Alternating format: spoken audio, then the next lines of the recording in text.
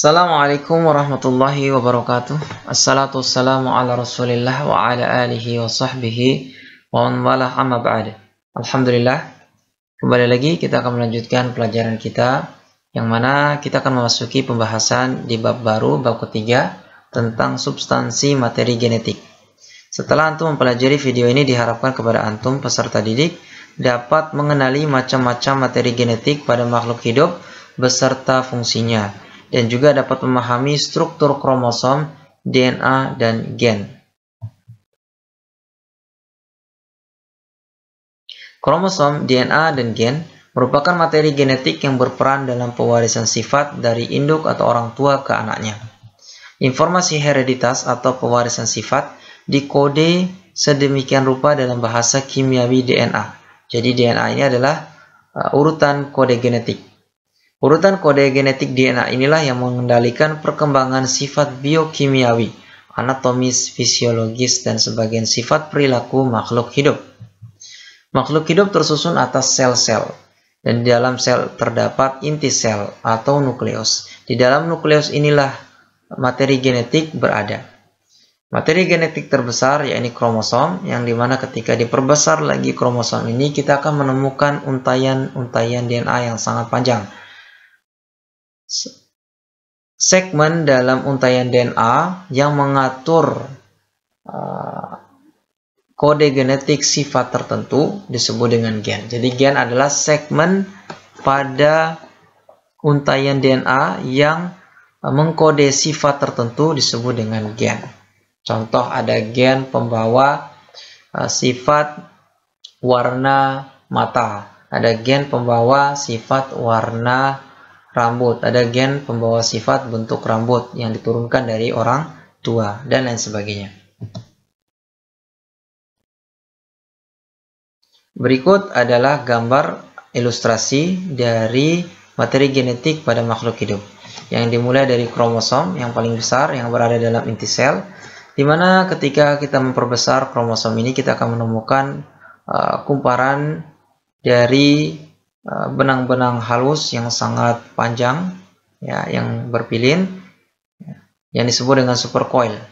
Ternyata ketika diperbesar, supercoil ini tersusun atas nukleosom. Jadi kromosom tersusun atas nukleosom. Satu nukleosom tersusun atas protein histon dan untayan DNA yang sangat panjang. Ketika kita memperbesar lagi untayan DNA ini, maka kita akan melihat kode-kode genetik yang tersusun, ya, yang dimana satu segmen yang mengkode sifat tertentu atau yang membawa sifat tertentu itu disebut dengan gen. Ya, segmen DNA yang mengkode sifat tertentu disebut dengan gen. Kromosom. Kromosom adalah struktur padat yang terdiri atas dua komponen molekul, yakni molekul protein histon dan molekul materi genetik atau asam nukleat. Ya, ada asam nukleat DNA dan asam nukleat RNA. DNA bentuknya double helix, ya, jadi dua tangga yang berpilin, sedangkan RNA satu tangga kode genetik yang berpilin. Jadi RNA ini adalah single helix. Pada saat pembelahan sel, kromosom mengalami duplikasi dan membentuk seperti huruf X. Dan jika tidak mengalami duplikasi, maka akan berbentuk seperti ini. Di bagian tengah ada bagian yang dinamakan sentromer, yang merupakan tempat melekatnya lengan kromosom. Jadi bagian-bagian dari kromosom, ya, pada saat tidak terjadi duplikasi, maka terlihat seperti ini. Yang di tengah ini adalah sentromer, ya, yang memisahkan lengan atau kromatid dari kromosom. Lengan kromosom disebut dengan kromatid. Pada ujung kromatid ada telomer, ya, dan ada struktur yang berbentuk bulat yang disebut dengan satelit. Nah, ini adalah gambar dari kromosom yang telah mengalami duplikasi, sehingga ada dua lengan atau kromatid yang identik. Jadi yang ini dengan ini adalah hasil duplikasi. Ini dengan ini hasil duplikasi. Di tengah ada sentromer, ada lengan atau kromatid, dan di ujung ada telomer dan satelit.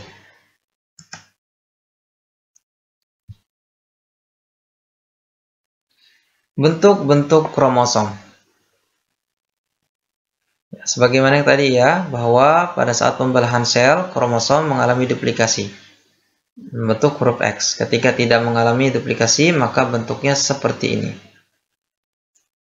Nah, di tengahnya ada struktur yang disebut dengan sentromer, tempat melekatnya lengan kromosom. Berdasarkan letak sentromernya, terdapat 4 bentuk kromosom. Ada metasentrik, submetasentrik, akrosentrik, dan telosentrik. Pada metasentrik, sentromernya terletak tepat di tengah lengan kromosom. Adapun pada submetasentrik, sentromernya berada sedikit ke bagian atas susunan kromosom. Pada akrosentrik, sentromernya agak ke ujung lengan kromosom. Dan pada telosentrik, sentromernya berada di ujung lengan kromosom. Dan telosentrik inilah yang tidak ditemukan pada kromosom manusia. Terdapat 23 pasang atau 46 kromosom yang dimiliki oleh manusia, terdiri dari bentuk metasentrik, submetasentrik, dan akrosentrik. Dan yang harus diingat bahwa bentuk kromosom akan terlihat jelas pada bagian sel yang melakukan pembelahan.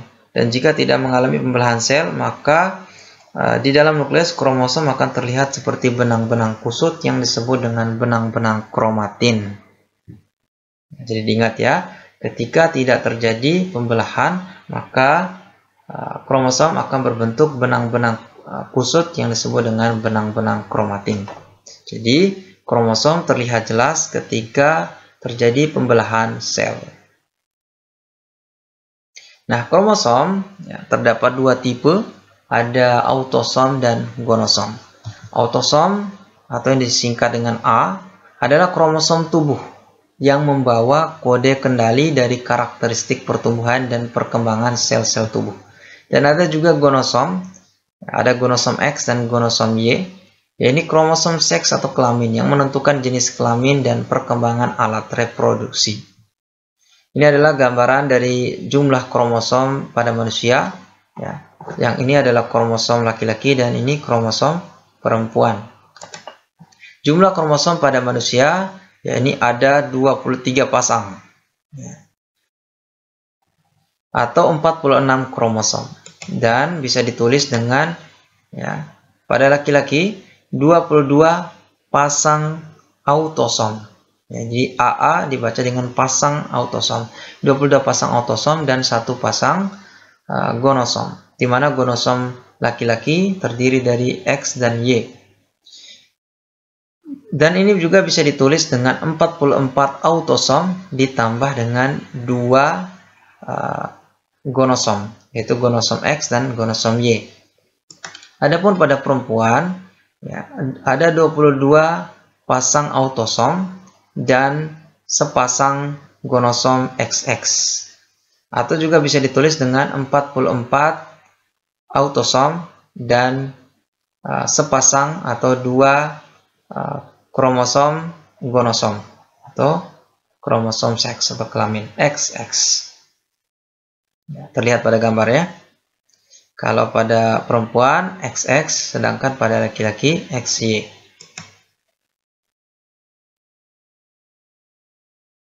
Nah, di sini kromosom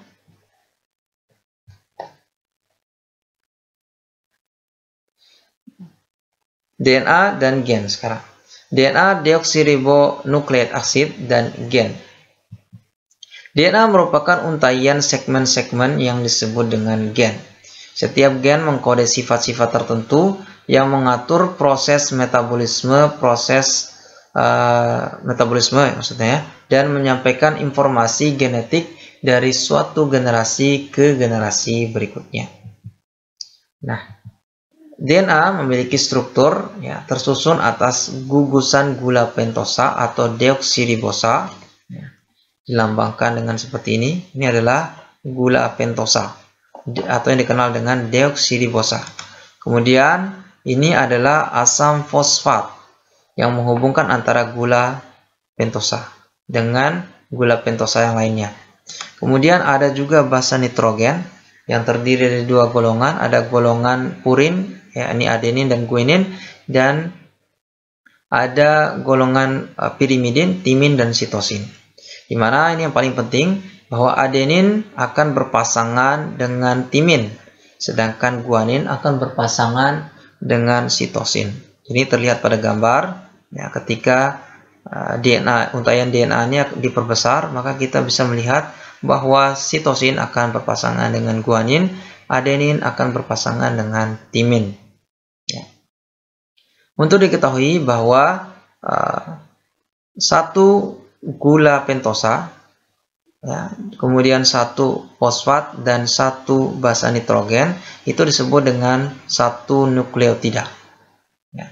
Kemudian satu nukleotida ini akan berikatan dengan nukleotida yang lain, ya, di mana basa nitrogennya akan saling berikatan dan ada gugusan gula yang terhubung oleh asam fosfat. Ingat ya bahwa adenin akan berpasangan dengan timin dan sitosin akan berpasangan dengan guanin. Ya, ingat ini adalah satu nukleotida. Nukleotida akan berikatan dengan nukleotida yang lain membentuk untayan DNA. Ya, mungkin itu saja yang bisa kita pelajari pada video kali ini. Semoga bermanfaat. Kita akhiri dulu. Assalamualaikum warahmatullahi wabarakatuh.